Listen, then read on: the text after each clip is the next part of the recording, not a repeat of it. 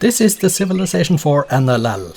Welcome to the Noble Leaders League. I am Kjotleik. This is the first division game between Gilgamesh and Julius Caesar. Gilgamesh is number 10 with 9 points. Julius Caesar is the total with 17 points.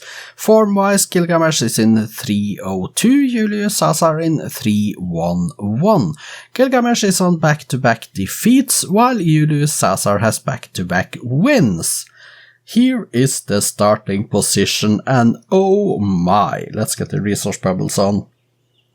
This is the starting position of Gilgamesh.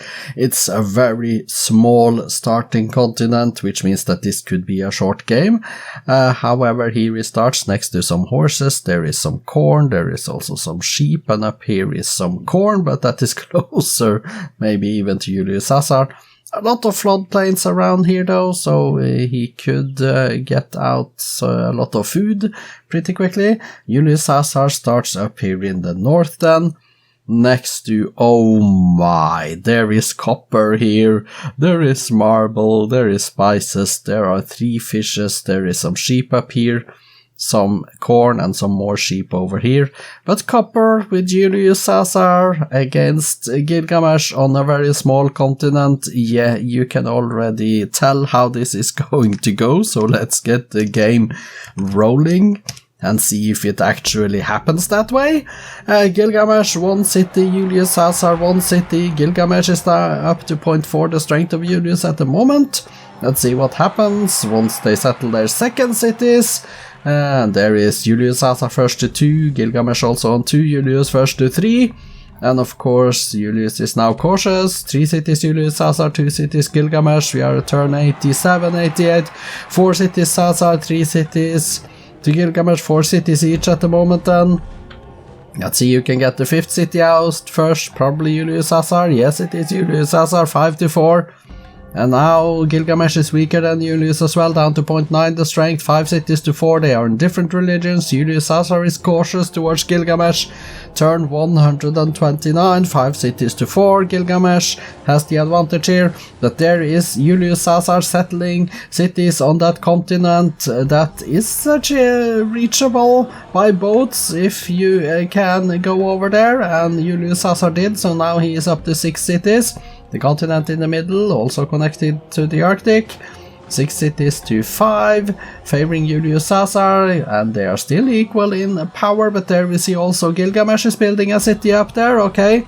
So they have a little bit more land before they by necessity would have to go to war, but 8 cities Julius Caesar, 6 cities Gilgamesh, 9 cities Caesar, so Caesar is the biggest one, he has more in score, he's also slightly stronger than Gilgamesh at the moment, going for engineering now Julius Caesar. Gilgamesh is getting his code of laws, and he's going civil service, and we have the war. 9 cities Julius Caesar, 6 cities Gilgamesh, 0.8 the strength, 7 cities Gilgamesh now, we founded another one up there in the north. 9 cities to 7, and with the peace treaty was signed almost immediately, as we see, both of them are getting feudalism though. And Julius Caesar is getting his nationalism up, Gilgamesh is going for guilds, 9 cities to 7 is the count, Gilgamesh is down to 0.8 the strength of Julius, turn 215, and Gilgamesh going banking next, Julius also on guilds, Gilgamesh down to 0.7 the strength of Caesar, 9 cities to 7, education for Julius now, and drama and stuff for Gilgamesh, compass next for Gilgamesh as well. You see, well, now he goes theology while Julius is on liberalism, 10 cities to 7 is the count, optics for Julius Caesar, and the constitution while optics is for Gilgamesh as well, and paper next for Gilgamesh then, Julius Caesar is going economics, and now Gilgamesh is going astronomy, and corporations for Julius Caesar, 10 cities to 7 is the count, Gilgamesh is down to 0.6 the strength, and Julius Caesar also going astronomy now, and Julius is going to get it first. 11 cities to 7. It's a lot of lands in the new world to settle, but Julius has already settled down. And we have the next war. Julius is getting gunpowder in 1. 12 cities to 6. Gilgamesh on 6 cities now. Down to 0.5 the strength of Julius Caesar. We are at turn 267. And Julius Caesar 13 cities, 5 left for Gilgamesh now. Julius Caesar seems to go towards another victory here. If that is the case, then he will defend his total and stay top of the league. 5 cities now for Gilgamesh. Julius Caesar on 13 and Gilgamesh down to 0.4. The strength of Julius in between here now. Also steel for Julius Caesar going on to printing press. Gilgamesh is trying to reach, there is a peace treaty, Gilgamesh is trying to reach military tradition though, Julius Caesar with the Taj Mahal, but only 5 cities left for Gilgamesh and Julius Caesar on 13. There is no way this game is going to end up with any other result than a Julius Caesar victory by now. 13 cities to 7, although well, we do have the next war, so Gilgamesh's 2 cities in the New World is not going to help that much in the war efforts. So for all practical purposes for the war, he's down to 5 cities, those that are left on the starting continent is 2 cities, making it 7. They are in different parts of the world. So 14 to 7 then. Julius Caesar with twice the number of cities. Gilgamesh down to 0.4 the strength. Julius Caesar going for democracy. Gilgamesh is getting his chemistry up right now. But Julius hasn't taken a city in a little while now. Turned 314. But this game has become longer than what I initially thought maybe it would. Because I was thinking Julius Caesar could attack early and win the conquest early on, but he didn't do that exactly. And Gilgamesh does have a lifeline here, with the peace treaty signed as well, but Gilgamesh is down to 6 cities, so he lost another one. Can he though expand well enough into the New World that he can build up an empire on another continent than the starting continent? Julius Caesar with 15 cities, Gilgamesh on 6 of course. If you emigrate to another continent, then you lose all your starting cities, which means that a cultural victory will become very, very difficult at the very least. And what other victory could Gilgamesh hope for here? He can't win diplomacy, he can't win domination, he can't win any military victory at all. I doubt he will reach space in time, so culture would be his only hope. 17 cities to 7 at the moment, and Julius Caesar is quickly going to extinguish Gilgamesh's hopes for a victory here now, with 19 cities to 6, and Gilgamesh down to 0.3 the strength of Julius Caesar. But I doubt Julius Caesar has enough land to actually get to the domination yet. He would need to settle a little bit more before that, I think. 19 cities to 6, turn 348. It's not going to be such a short game after all. We are already at 352, turn 352. 353 now, 7 cities Gilgamesh, 19 cities Julius Caesar. That is also, he's also settling cities while at war. But Julius Caesar is, well, he is signing peace treaties somewhat too often in my opinion, but okay. Now he is going towards fascism while Gilgamesh is on the printing press, 19 cities to 7. Julius Caesar is wanting his domination, so he is expanding by settling more cities while attacking Gilgamesh at the same time, preventing Gilgamesh from settling that many cities because he can't really afford building settlers while at war. He must build military units to defend himself. 20 cities Julius Caesar, and now Julius Caesar gets rifling as well, and he is 5 times as strong as Gilgamesh. We are at turn 371, excuse me. There is the peace treaty with 20 cities Julius Caesar, 7 cities Gilgamesh. I do believe that the next war is going to be the final conflict here. Julius Caesar with 20 cities, 5 times as strong as Gilgamesh, and there is no way Gilgamesh is going to defend against this one. Julius Caesar could think about sending out a few settlers before though, so he can win the domination win, unless he wants a conquest. I doubt he has enough land to actually go straight for a domination win yet. He must settle a few more cities at least. There is a lot of land available on the minimap if you take a look at it. Now it's up to 21 cities though, so he settled another one, going for electricity, but is taking relatively slowly. Gilgamesh, and we do have the next war, 22 cities Julius Caesar, 8 cities Gilgamesh. Let's see how fast that changes. 8 cities left still. And there is 9 cities for Gilgamesh as he settles yet another city. 22 to 9 is the count, but he is down to 0.1 the strength of Julius Caesar, and now he's down to 8 cities here. So Gilgamesh, yeah, Gilgamesh, you are in trouble. Julius Caesar on 23 cities, Gilgamesh on 8. Julius Caesar is 10 times as strong, he's going electricity while Gilgamesh is going scientific method. and we have turn 393, so this is actually going to be a very late game then instead of a short game. Well, who would have thought? Gilgamesh is trying to go for replaceable parts. That is going to take forever. He has 8 cities left. Julius Caesar on 23 and attacking.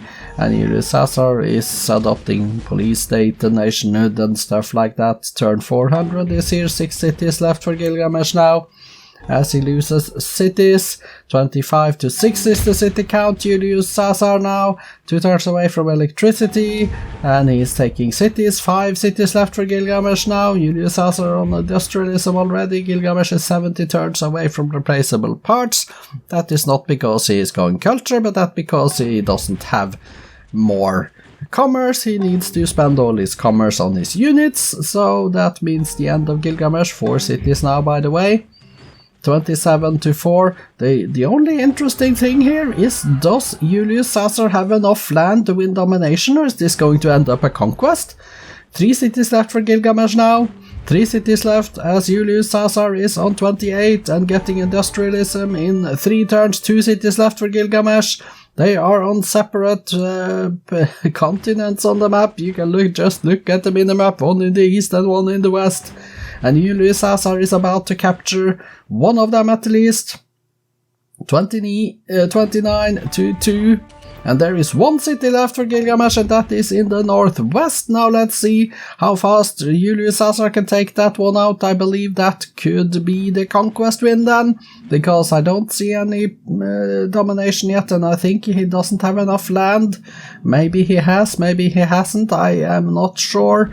I don't think, but Rome has achieved legendary culture, so at least he has also a legendary city a bit there with this. Gilgamesh is done for. Let's click none and see the confirmation that Julius Caesar has won the conquest victory in turn 423, 2003 AD for 2 more points and another round at the top of the table. Congratulations, Julius Caesar.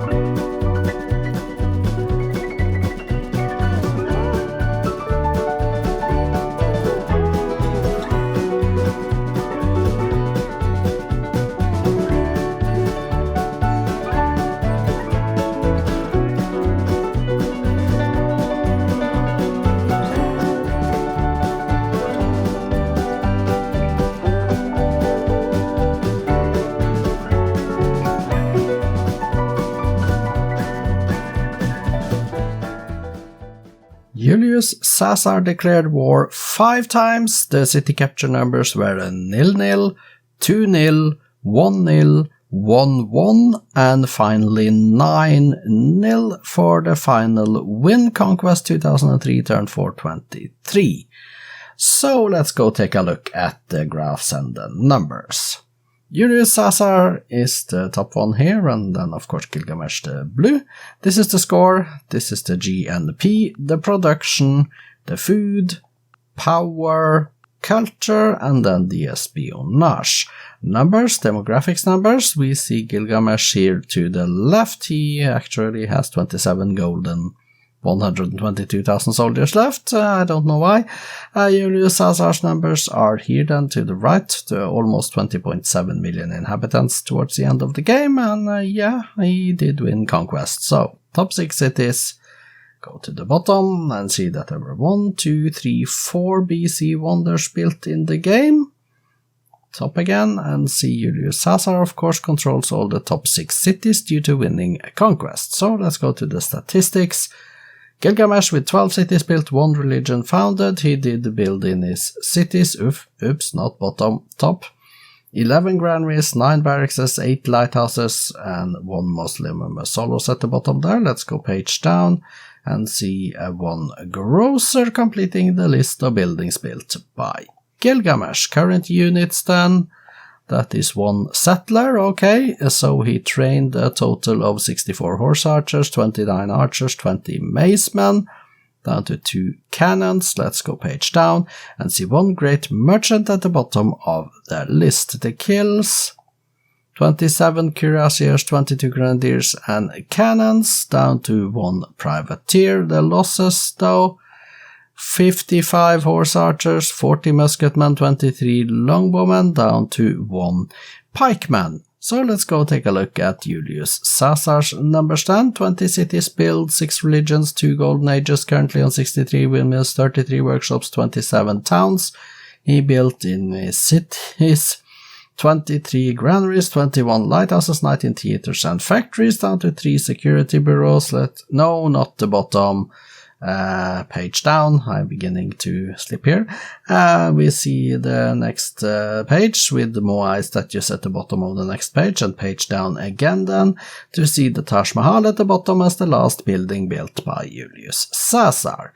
The current units then, 114 infantries, 45 destroyers, 38 transports, down to 1 caravel. He did train in his cities, 45 infantries, 37 workers, 32 cannons, and then we see down to 7 great prophets, page down, and a full page again with a great engineer at the bottom, so page down, and 1 great artist at the bottom of the list of units trained. Let's confirm the kills, 55 horse archers, 40 musketmen, 23 longbowmen, down to 1 pikeman, and the losses, 27 cuirassiers, 22 grenadiers and cannons, down to 1 infantry at the bottom. Time for the victory conditions screen. Julius Caesar did win conquest because he only had 73% of the land area needed for domination, which means that when he took the last city, he won conquest instead. Roman legendary, but Cumae and Ravenna were far, far away, so he wasn't going culture at all. He built the Apostolic Palace. Let's go take a look at the cities.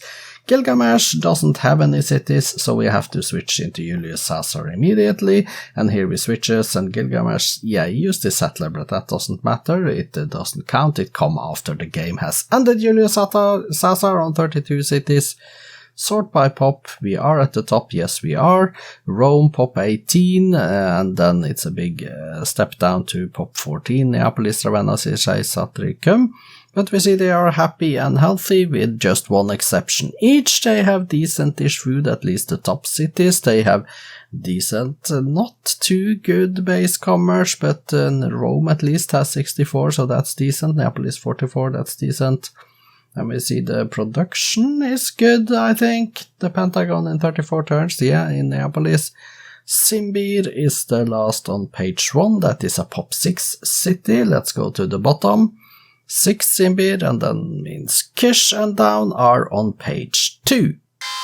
Spoiler alert, results and updated league tables follows after this screen. Congratulations, Julius Caesar, winning conquest 2003 turn 423. This means that Gilgamesh is down to 11th with 9 points and negative 23 score turn difference, but Julius Caesar retains his total. He's number 1, 19 points positive, 50 score turn difference after this game. The next game is the last game of round 11 for the second division between Suryavarman II and Hammurabi. I hope to see you back then. I am Kjotleik. This has been the Noble Leaders League. Welcome back next time.